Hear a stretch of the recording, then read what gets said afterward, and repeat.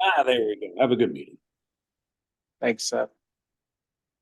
Hey, welcome everyone to our Pier 44 Commission meeting.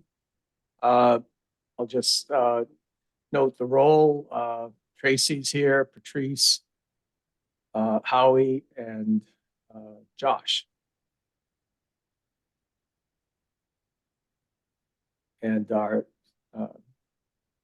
excellent staff person, Corey Miles as well. Let me just read so we do have a quorum. Let me just read our commitment to diversity statement.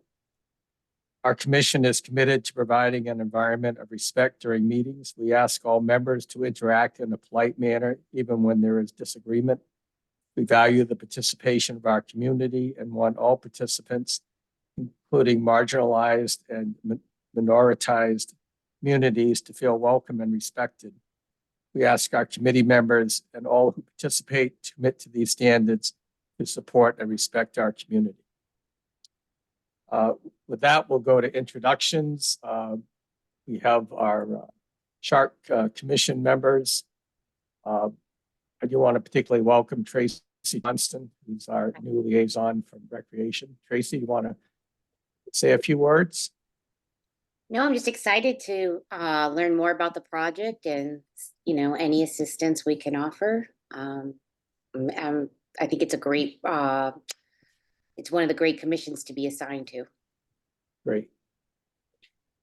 Then I see we have Scott Curtin, who's general manager of our neighbor, the TBG Marinas. Corey and I had a nice meeting with Scott earlier this evening or this afternoon, just to share some information about the project. And I think we're looking forward to collaborating with the marina as we go forward. I think there's lots of opportunities to share events and activities. And so really happy that, Scott, that you're participating in our meetings. With that, Christine, could you introduce the Copley Wolf team? Yes, thank you, Paul. So Christine Wilson from Copley Wolf, landscape architect. I'm a principal at Copley Wolf and the project manager for this wonderful team. We just have a couple people here with us tonight. We have Madison Aronow, who is with Copley Wolf as well. She's new to our team. Madison is very skilled. She's a great eye and very skilled in detailing and construction administration. She'll help us see this project through to the end. And then, of course, we have Leanne Davis from BIA Studio, our architect. And then Ryan DuPont, he just hit himself. Ryan, where'd you go? Oh, there you go. So Ryan is the project manager for GZA. He has a whole team behind him at GZA, the environmental permitting team, waterfront structural engineering. He's a civil engineer. And then we have also brought onto our team, they're not here this evening, but as we're moving forward with the construction documentation, we have our MEP engineers, mechanical, electrical, plumbing, that is GGD. And then we have a structural engineer who is assisting Leanne with the shade structure and coordinating with the GZA team, and that's Mike from Cora. So that's the Copley Wolf team. Paul, would you like me to get going on the presentation for this evening? Let me just do a little housekeeping. We have the minutes of the October 5th meeting I circulated. Unless anyone has any comments or questions, I'd ask for a motion for approval. So moved. Moved by Patrice. I'll second. Second by Josh. Tracy? Yes. Okay, Patrice? Yes. Josh? Yes. Howie? And myself, yes. Thank you all. Now we'll go to item 5, is the update on the project, Corey and Christine. Great, so I'm going to share my screen. Just give me one moment.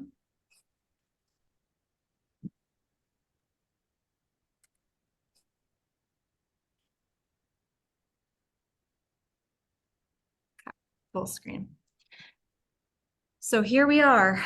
It's our 8th meeting with the SHARC. And just to kick off, I wanted to remind everyone about the project website, which is all of the previous 7 meetings up on YouTube, thanks to Seth, Situate TV. And then there's a link on the commission's website as well, on the town website. So project schedule, I'm just gonna hide everyone's faces so I can see this. So project schedule, where are we today? It's May 2024, here we are. And we've done a lot of work on this project. Since we last met you, we met with you in early October, and it was later that month that we did that initial MIPA filing, and we were at like 30% design level at that point. Since then, we then met with DEP, CZM, received comments, and decided that I'm going to walk you through kind of all the conversations that took place and the comments we received and how we responded to those comments. But kind of to summarize, we needed to move the project to a 60% design level, which was doing the geotechnical investigation, as well as bringing on those other engineers I already mentioned to get to that 60% design level, with especially the boardwalk and all the earthwork, grading, and drainage. And then we resubmitted in the end of February, and met with them again in March. And then we had a separate kind of CZM specific meeting in early April, and then submitted supplemental information. And the public comment period ended 2 days ago. And we are anticipating the secretary's certificate that would be on May 17th. So that's kind of where we are, is we've been really kind of wrapped up in the MIPA process, but also really advancing the design, coordinating, between all the engineers to bring that concept that we developed with you all last year to really make it real. And as we're looking forward, what's next is the applying for the Chapter 91, and then kind of simultaneously doing the local permitting, meeting with, Conservation Commission. And we don't know how long it will be tied up with Chapter 91, to be honest. It might be 9 months, it might be 18 months, is like worst case I've heard. We're optimistic based on a couple of recent projects it will be sooner rather than later, but it is tied up for a number of months. And so just honestly sitting on someone's desk waiting for it to be processed. So that does give the town time to figure out the funding for this project, as well as work through all those final details. I'm going to want to talk with you, Josh, about all the kind of accessibility details, like, are we good, getting your input, and Patrice meeting with you, and Tracy with you, really bringing this park alive, working through all those details that will make this space a place, and will provide a variety of recreational opportunities, as well as have all these moments that celebrate Situate, the history, the culture. And so we're really excited to make this a really fun park, working with you all on this final design piece. And then once we get once Chapter 91, that process is complete, we have that permit, then we can put the project out to bid and get it constructed. So that is where we are at with the schedule.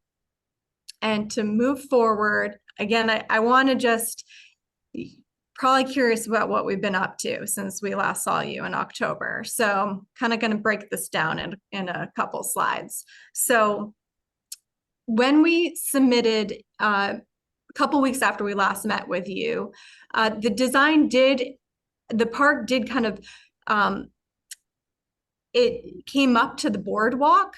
The land, kind of came up to the boardwalk. You can move from the lawn up to the boardwalk, and all these pathways right up to the boardwalk. And that was because there was a retaining wall at the back of that boardwalk. And one of those comments we received from the permitting agencies was to really reduce the fill and walls on the project. And so we did that. We reduced it, so we just had walls, retainment at the points of connection where these walkways did come up to that boardwalk. And then since then, we kind of received more comments that just wasn't enough. And we brought back the boardwalk as kind of almost fingers into this site.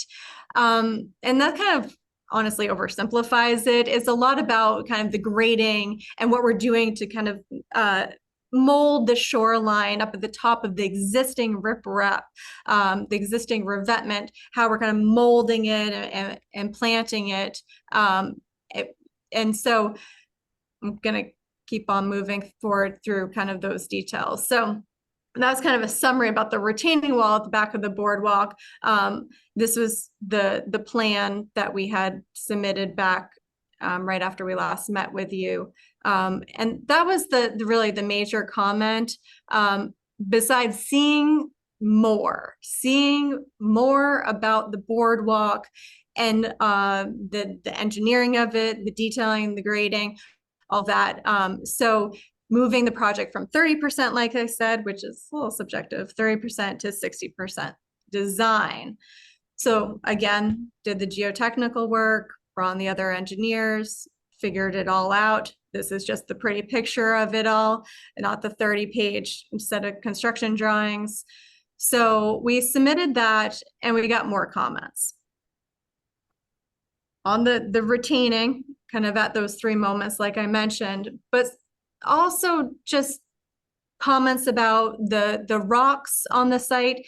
We had some boulders that were kind of anchoring corners, providing more informal places to sit.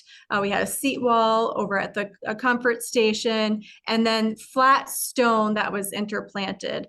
And the comment, which, honestly, we might have kind of figured out working with Conscom as well, was just that we needed to really pull back on the number of rocks on the site to alleviate any, potential scouring, additional sediment going into the water body, etc. So we have less rock. I know this is kind of nuanced, detailed, but we have less rock and more plants on the site now.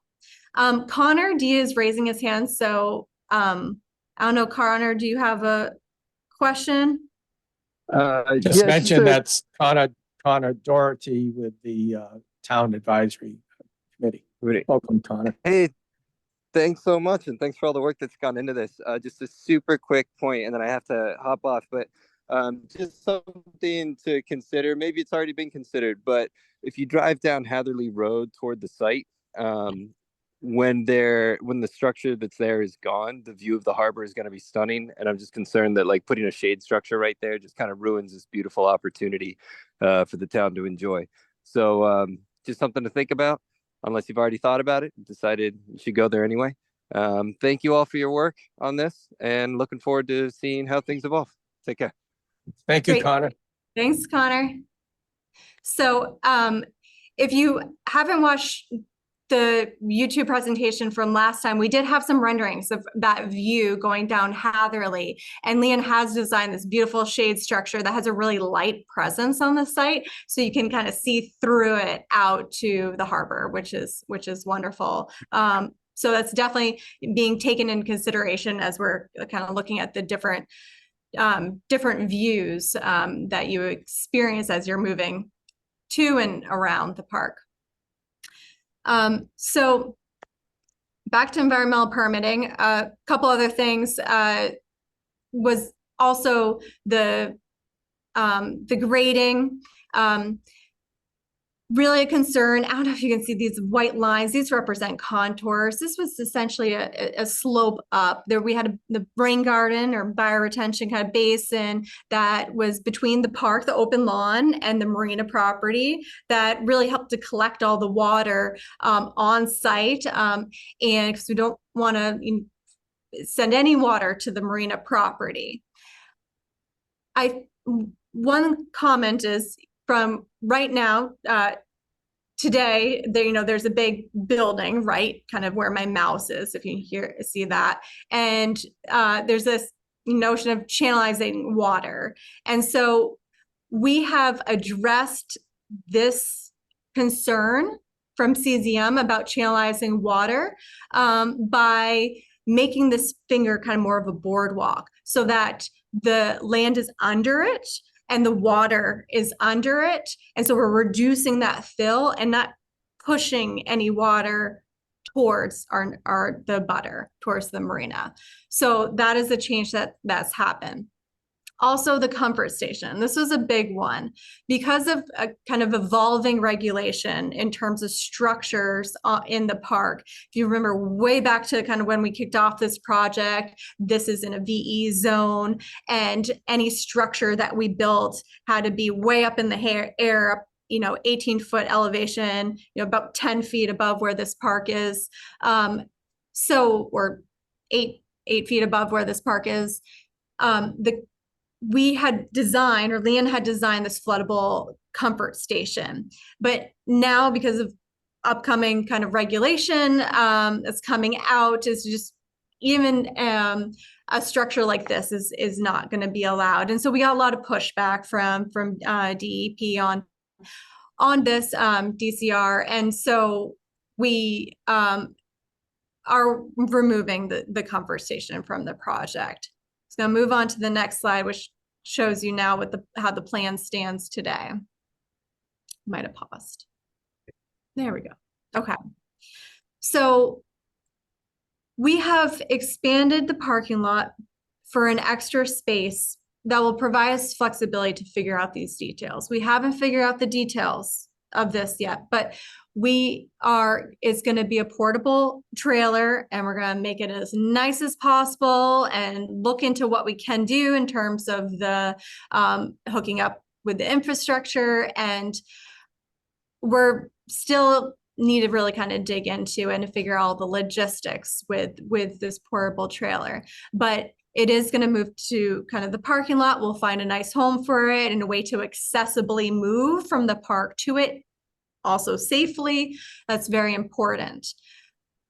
Moving the comfort station over to the parking lot does free up some space. So we have kind of rearranged the park a little bit. There's a little more opportunity to kind of consolidate plaza space, which is nice. And I think, we're sad to see Leanne's beautiful comfort station design leave this project, but we're also excited about the additional kind of park space that we're gaining and shifting the restroom facility to the parking lot.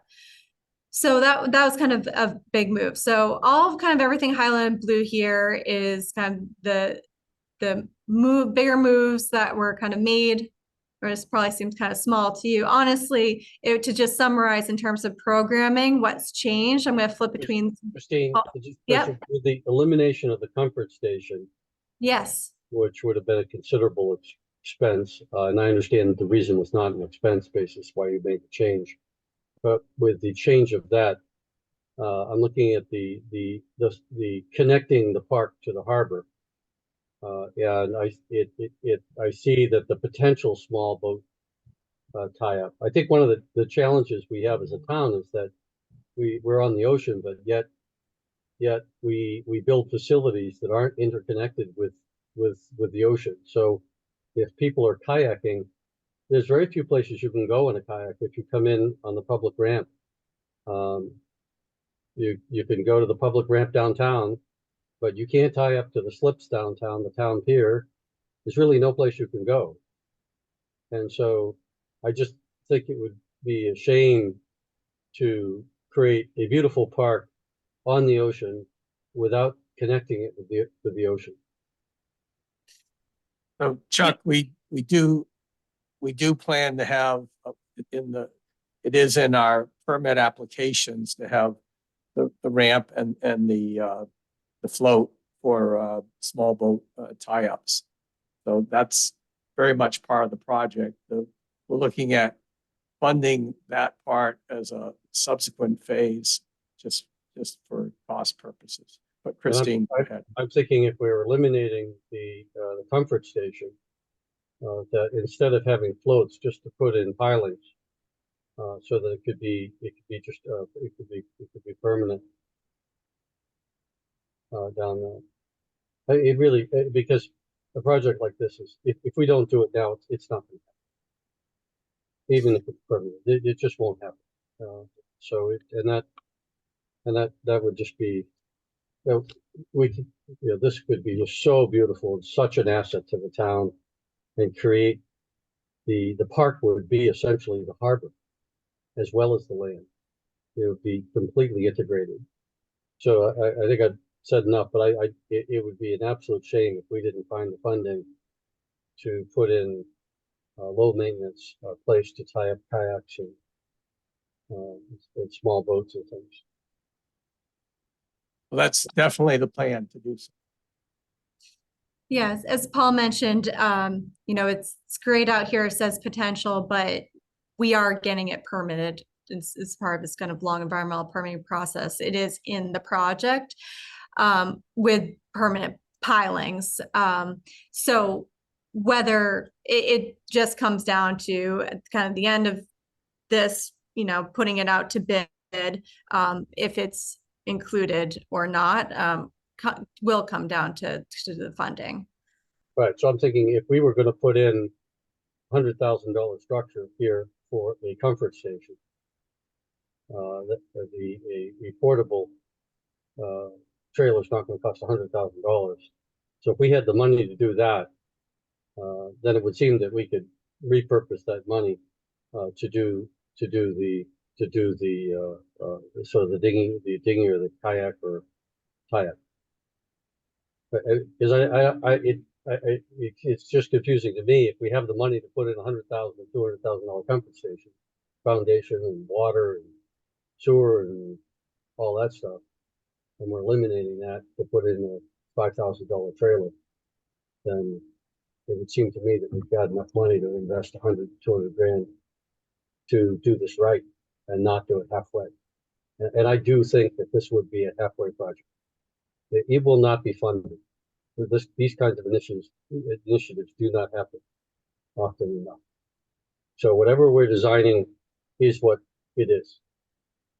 And so if we can't. Well, yeah, that's not necessarily true, Chuck.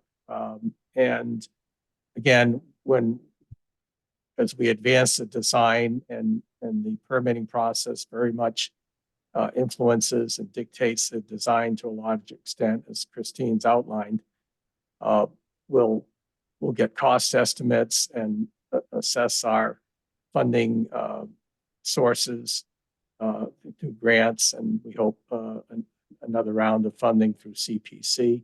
See Skylar Chicks on the call from CPC. Welcome, Skylar. And then we'll see what the trade-offs are and what we can do. But we want to do as much as we can. What determines funding, Paul? Is it where we? So do we have a funding level at this point, or at this point are we going? I mean, we're developing a funding strategy. There's a number of grant opportunities as well as CPC. We have some money left over from the mitigation fund from the Transit Authority, MBTA. So we'll assess all our resources and our cost estimates and make those kind of decisions. We definitely want to have the small boat tie up the dock, the floating dock, and so that's an important part of this project, and we'll do our very best to deliver it.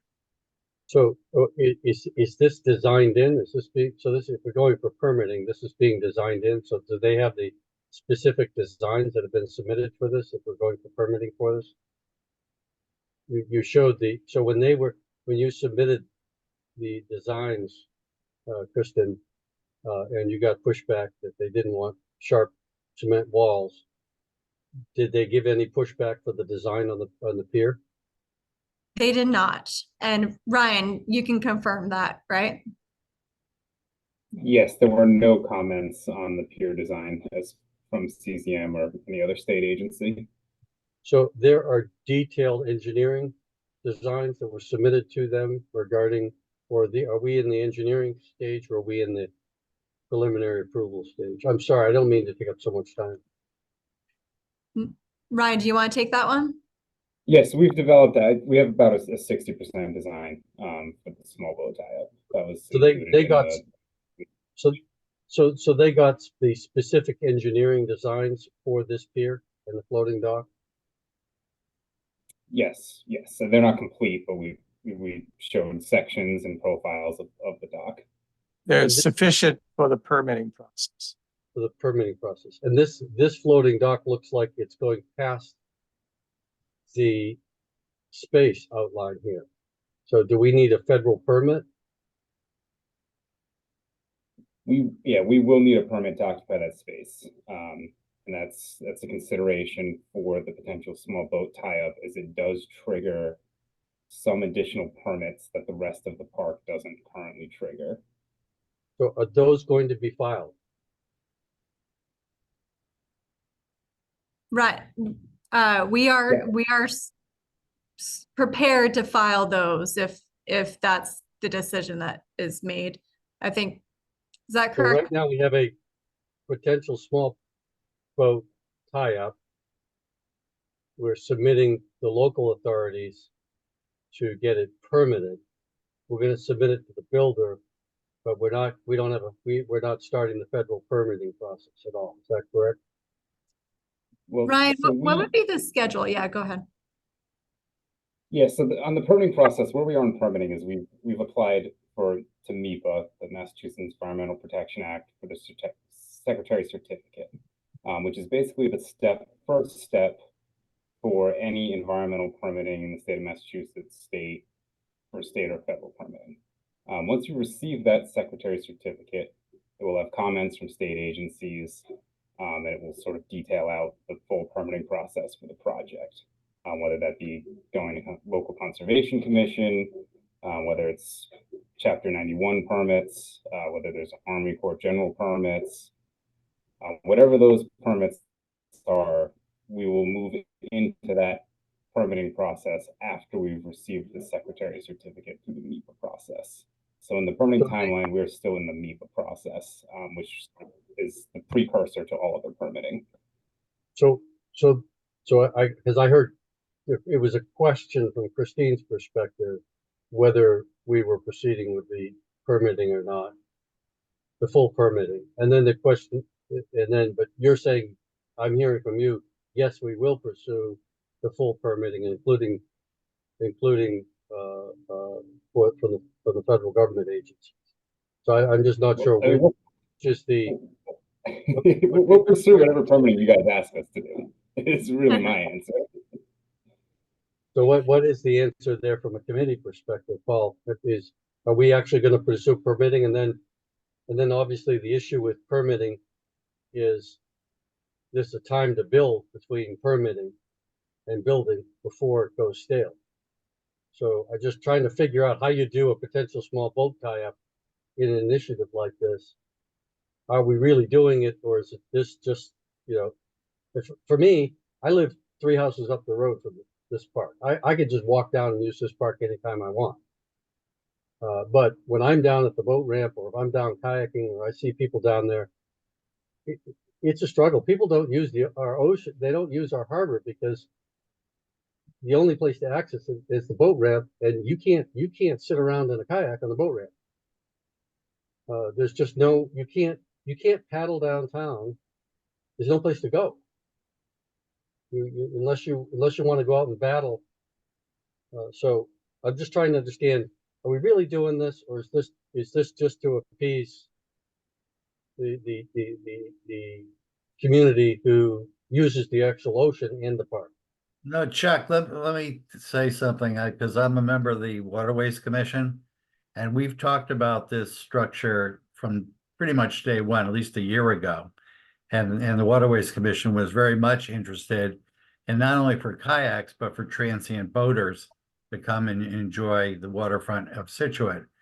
So I think what I'm hearing, and we've have experience because we just finished the Cole Parkway Marina, going through that permitting process. We're also doing a comprehensive dredge plan for the rest of the harbor.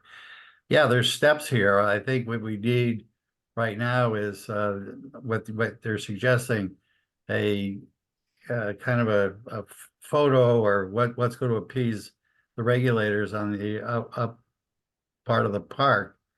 And they'll include the, I think, the potential boat access when they submit their Chapter 91 license, because they'll need that for that. And most probably they're going to have to submit a request to the Army Corps. So, Yeah, and you could clearly hear, my feeling is, if we're going to build an oceanfront park, let's build an oceanfront park. mhm. Let's not build a park with water next to it that you just look at. No, but from my perspective and that of the Waterways Commission, this has been on the forefront, and I don't think we're not going to address it. It's just part of the process here. It's Right, really but I've been following these, and I thank you very much for allowing me to be here. And I don't want to disrupt this meeting, but it's shocking to me to see we're at this point. And I apologize, I couldn't attend the last two meetings. I had a conflict with two other board meetings, but it's shocking to me to see we cut out half the value of the park. So, I mean, there's only 1, 2, 3, 4, 5, 6, 10, maybe 20 parking spaces here. There's going to be a lot more kayakers in the summer using this park than there are people who are driving up to it, probably, likely, or transient boaters. It's just shocking to me that we would even consider, well, if we have to cut this, let's cut out half the population that's going to use this park. Let's not Chuck, give them. I don't understand this negativity, candidly. I can tell you the work that Corey and the consulting team and this commission has put in to address this community interest. It's in the plan, it's in the permitting. We're going to do the best we can. So that I hear, but and I'm just trying to be clear. What the decision at this point, the decision is made.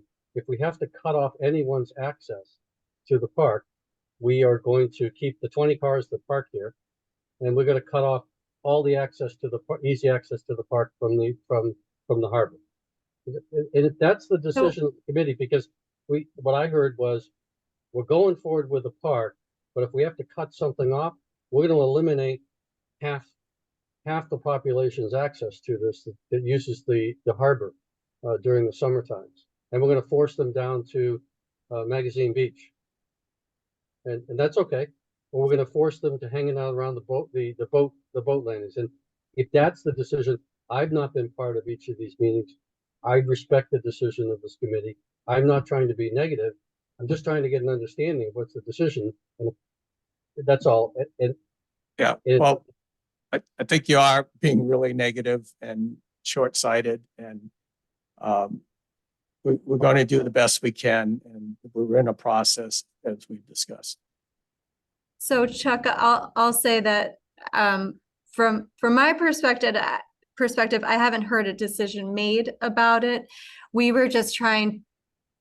The goal with this is to be realistic, understanding that it's quite expensive to put this in, and we just wanted to preserve the flexibility to not, to build the first phase of this park without it. And I hear what you say about if it's not done as part of the first phase, it's never going to be done. And I think that's going to be taken into consideration by everyone. I think everyone would, I'll just say I haven't heard anyone who hasn't just wanted it. It's been more just a concern about the cost and the complications with how much what's the estimated cost, Christine? I don't have that off of right here right now and stuff, but is that so? There was an estimate provided to the committee, and the committee looked at those costs and said, "Wow, We got Chuck, to- we haven't made any decisions yet. Yeah, I we mean, haven't, you're just Uh, making stuff all right. up. yeah. No, we're- I'm not making anything up. I'm Yes, you are. asking call questions, Paul. That's all I'm doing. So, I've not said anything. I'm just, every single thing I've asked, Paul, is just a question.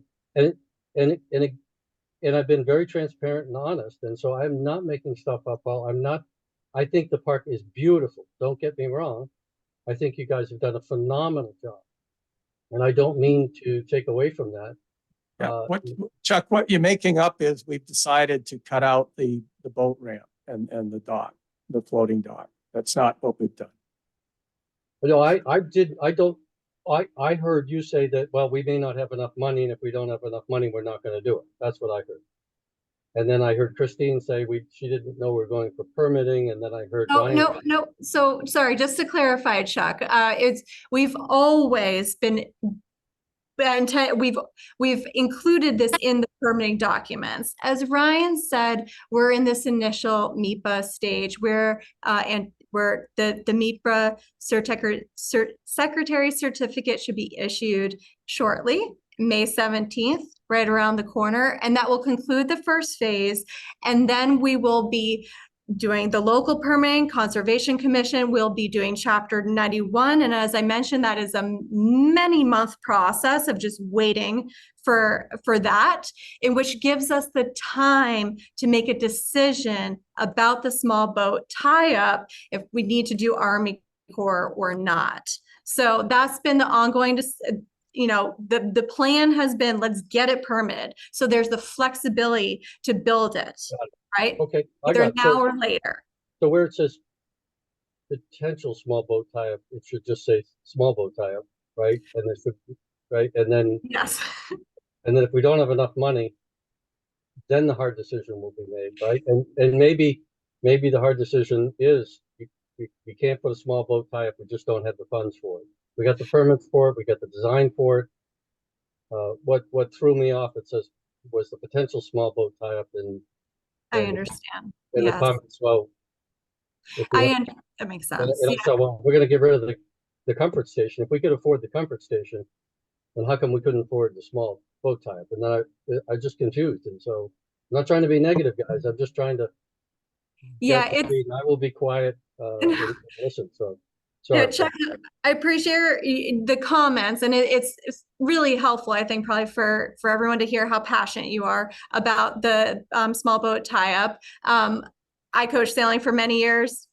I love direct access to the water, but it's complicated to see this project to the finish line, because it's push and pull. Yes, the comfort station is gone, but we have the boardwalk extensions coming into the park. There's more pilings, there's more money. So it's a push and pull as we work out the details of, even the site furnishings and the art and signage, et cetera. Like, we're going to be looking at all the numbers and weighing everything. So that's where we're at right now.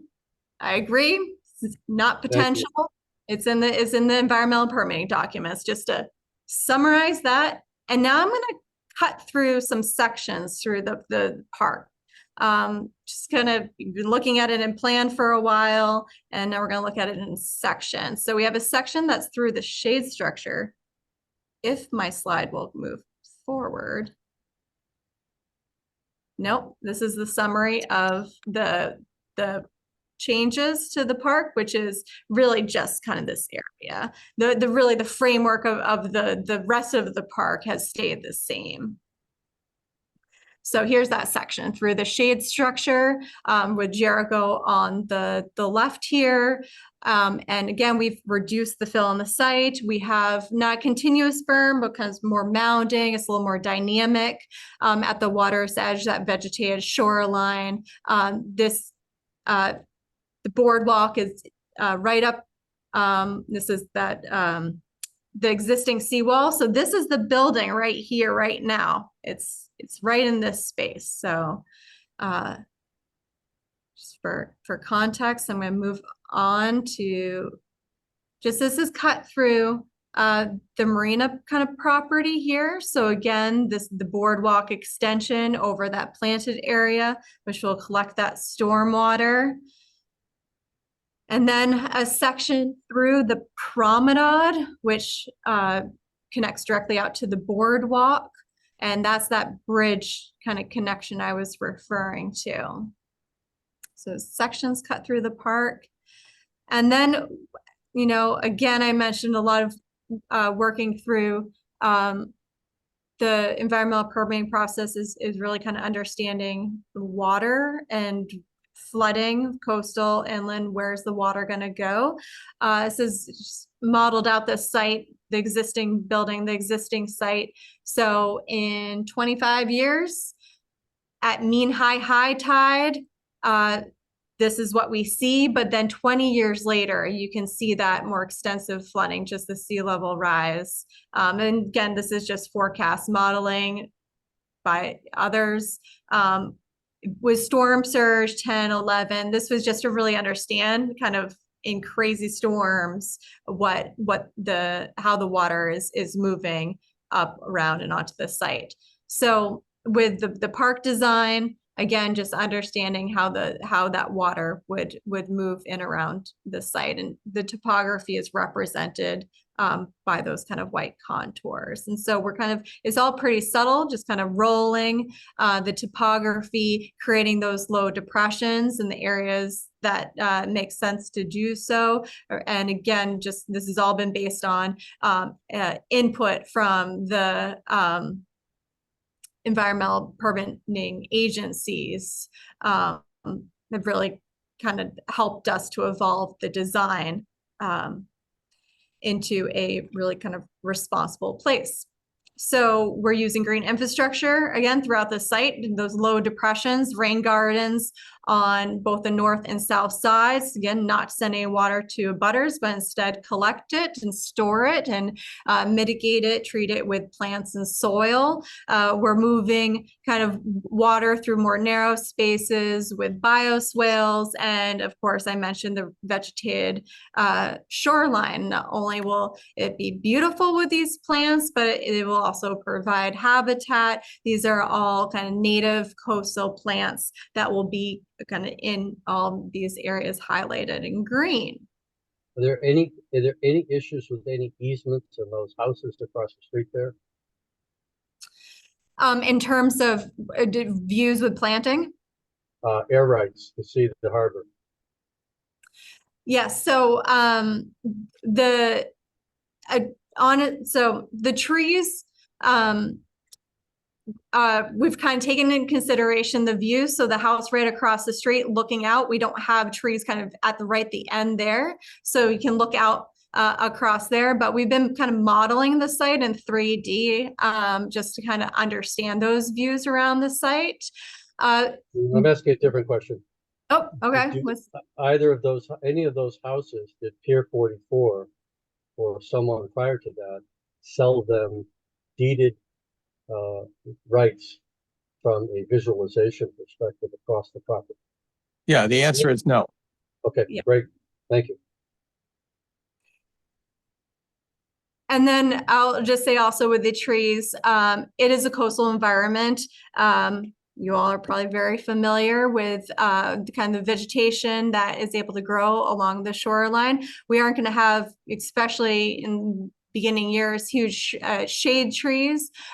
We are going to be planting more smaller ornamental trees, kind of like what's shown here at the top. And the smaller trees are, you plant a tree smaller, like more when it's a teenager, and we've actually found that it grows faster and larger kind of in time. It gets into the soil where it is, and it is a little more happier when it's a smaller tree, and it can grow out in that space. So just want to, day one, not going to be a lot of huge trees. It's going to be, again, very responsive to what's appropriate for this specific condition, this microclimate.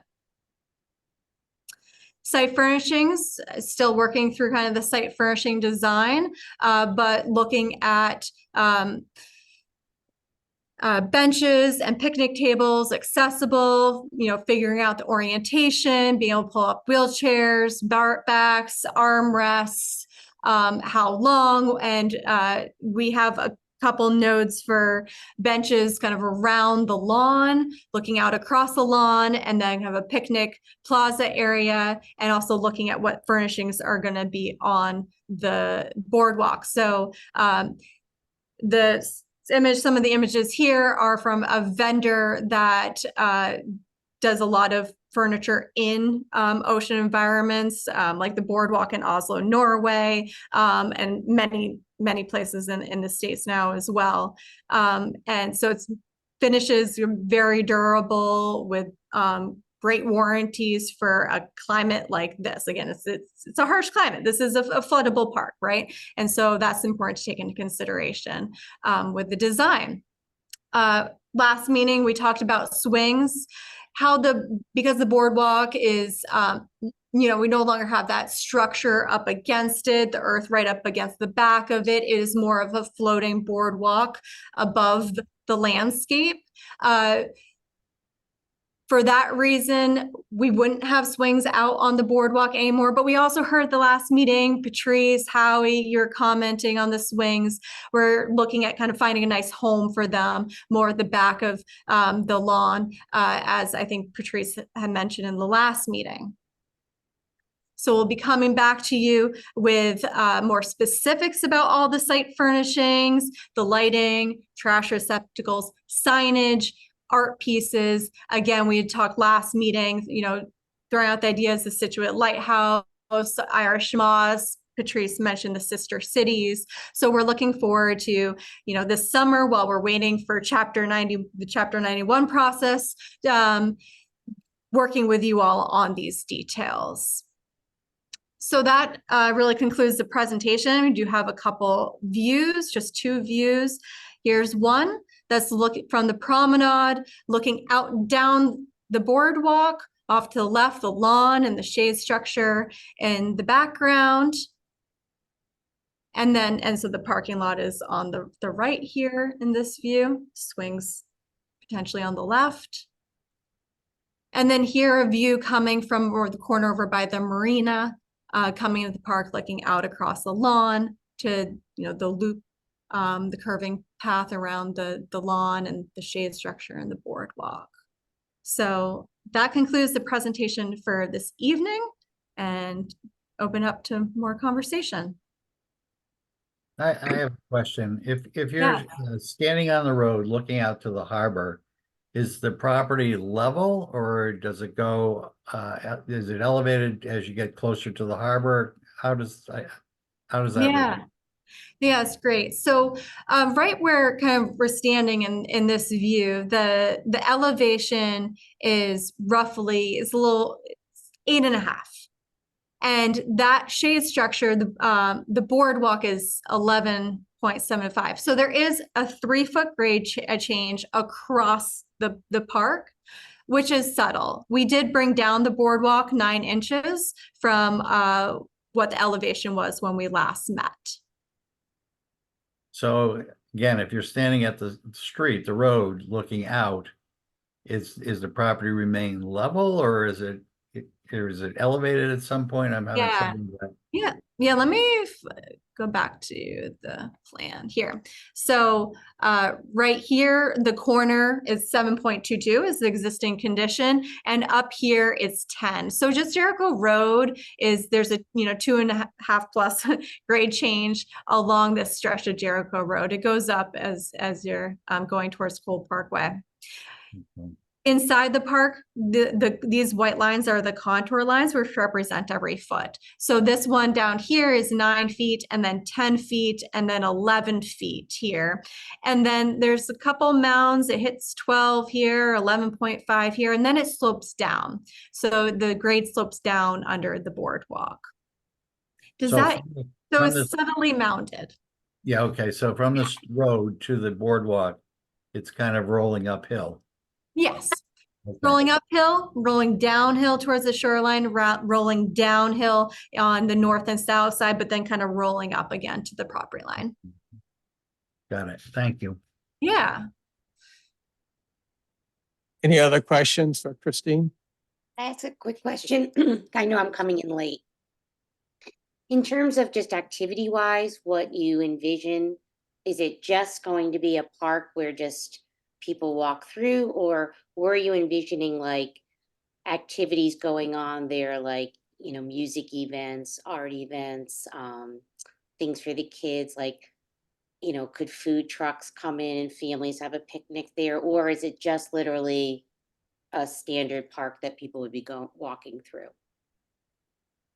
Tracy, that's a great question. So early on, you know, from the kickoff meeting through those first couple SHARC meetings, and we did a bunch of public engagements and public info sessions and an online survey. We got a lot of feedback. And we had back then a lot of conversations about programming, which now I've been so focused, you know, with my team on more of the engineering side of it that we didn't get into it in today's presentation. But it is going to be great to work with you on the kind of the recreation specifics.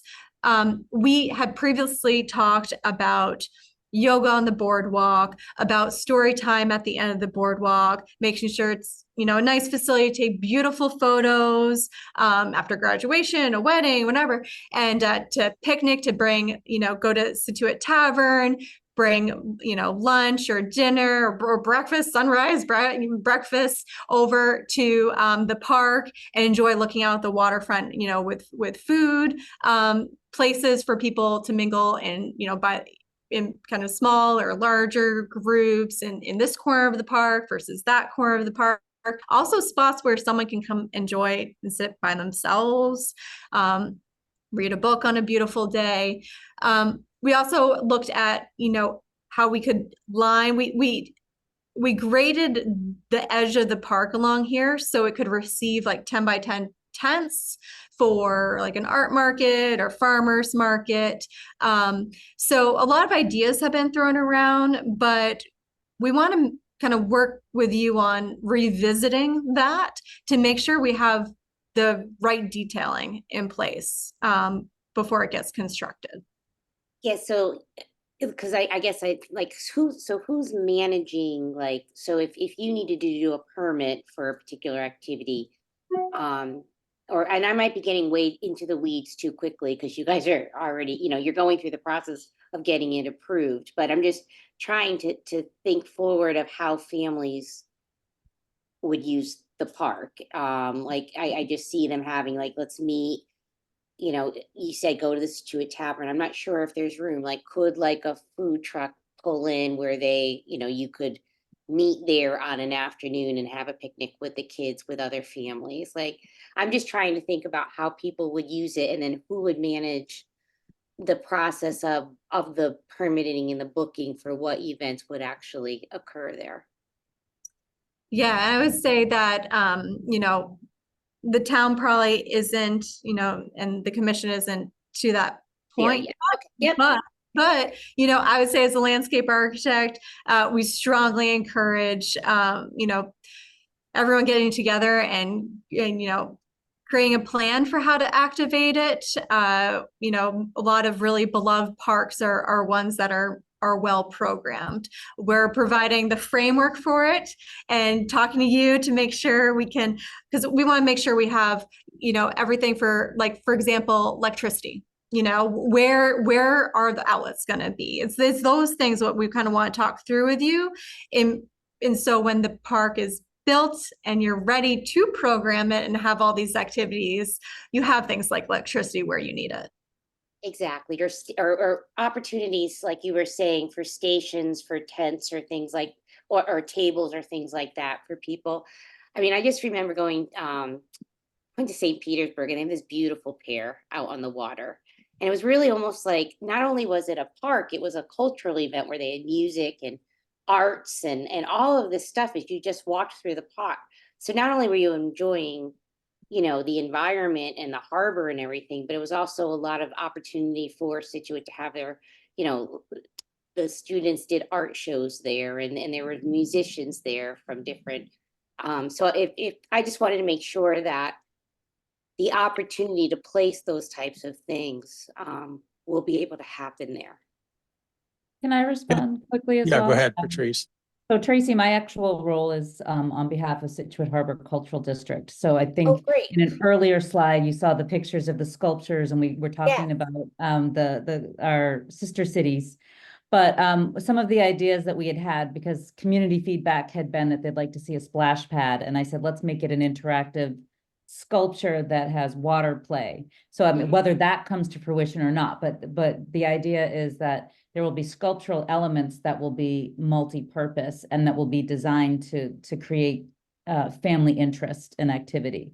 So all of that is, and as part of the cultural district, we want to expand the activities that are happening at the Cole Parkway, the bandstand, and bring similar activities, music and art there, and have it really lit up with lights and have it light and music and art so that it No, it's becomes just another wonderful venue for that. exactly.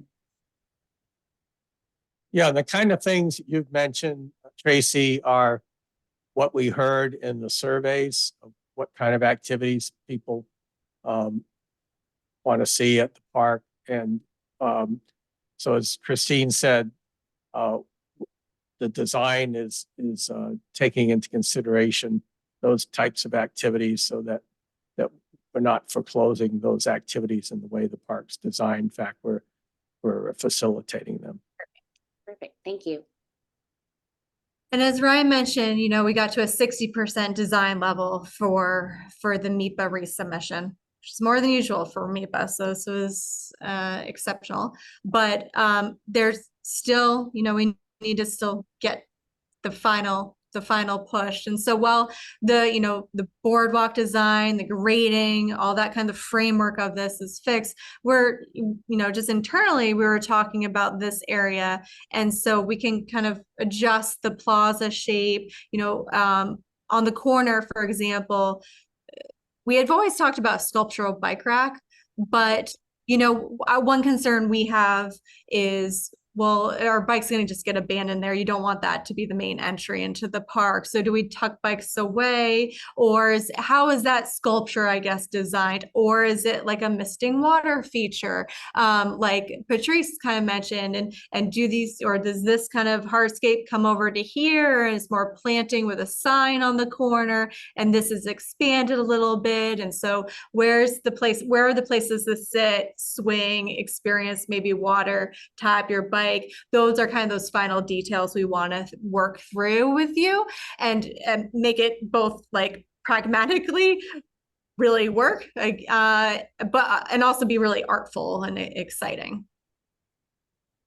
I just wanted to mention, so the commissioners are aware of this, Corey and I participated in several of the meetings with Copley Wolf in planning the permitting strategy, and in the actual meetings with MIPA and Coastal Zone Management, and reviewed the responses that Copley Wolf provided to comments. And it's been very impressive. Our professional team has really come through and really represented the park as well as anyone could in this permitting process. So just want you to be aware of all the hard work that's been going on since our last meeting in October. Oh, Christine, this is Josh from the Commission on Disabilities. Yes. When would you need my input? Like you were wondering if you wanted to reach out to me about something, so figured I'd throw it out there.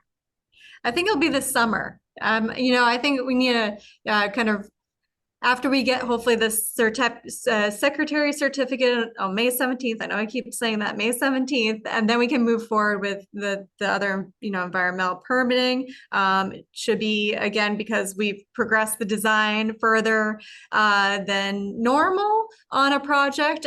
We're in really great shape for those other applications, and meeting with Conservation Commission, and then, you and Patrice. So I anticipate, we kind of need to work that out with Corey, but exactly kind of that schedule of other meetings, and, working around everyone's summer schedule is going to be important.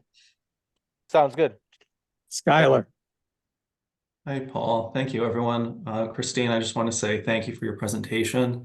I haven't seen this since March of 2023, so it's come quite a long way. And as a landscape architect, I appreciate how much goes into it, how complicated these things are.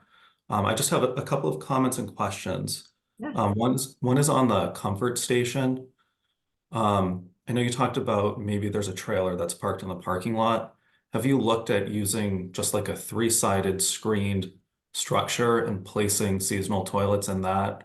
Or maybe it's not, it doesn't look as temporary as a trailer might look in the parking lot? Leanne, what do you think?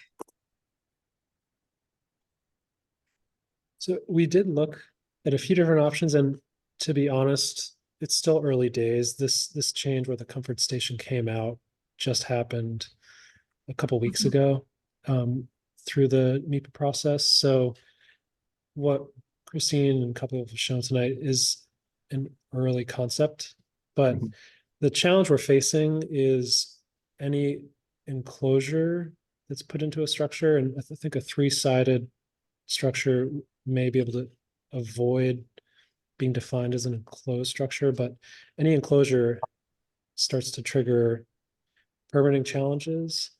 And looking at temporary structures also limits us to 180 days out of the year. So the idea with the trailer is that it can be a higher level of finish. It can be something nicer for users than porta potties, which a shelter that's, you know, 2-3-sided, whatever the final design might be more attractive from those sides. From a service standpoint, it may not meet the need. And we understand there's still a desire to have, I'll call them semi-permanent hookups, so that this trailer is not something that needs to be pumped out regularly. We're still evaluating what the actual services can be and how those connections could be made. But we know that there's going to be potentially a lot of traffic through this park and a lot of need to use this facility. So we do want to have a solution that's going to be as high of a level of service as we can offer. So we're definitely still exploring what that will mean, but those are some of the constraints that we're looking at. That's helpful. Thank you. I know the survey that was done, that was a comment having some kind of comfort station or restroom opportunity, because it really doesn't exist in a public venue in the harbor. And so many people walk from Cole Parkway out to the lighthouse. And this is really a great midpoint along the way. I also wanted to ask what you have planned for public informational meetings, similar to the one that you did in March of 2023, relative to like showing this kind of design and level of detail.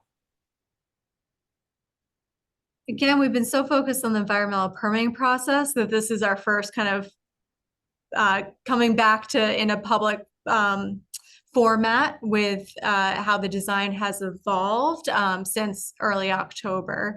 So this meeting will be up on YouTube, of course, but we kind of need to again regroup with Corey and Paul on what makes sense in terms of communicating the design updates more broadly to the public. Yeah, and I'll just add to that is definitely in the plan and the process going forward. So it's not a question of if, it's just a question of when.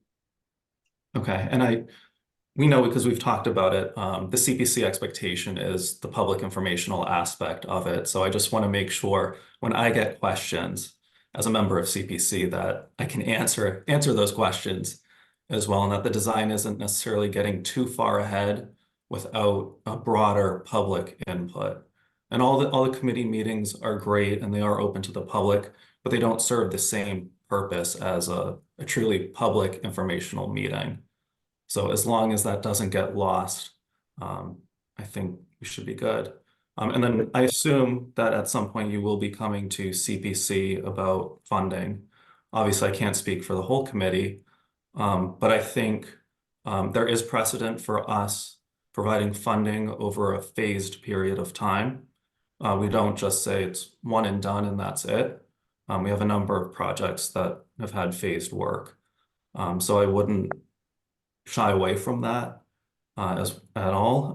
But I agree with you on the permitting aspect, getting everything kind of in there, all the wish list items permitted, approved, and then figuring out the costs and the funding afterwards.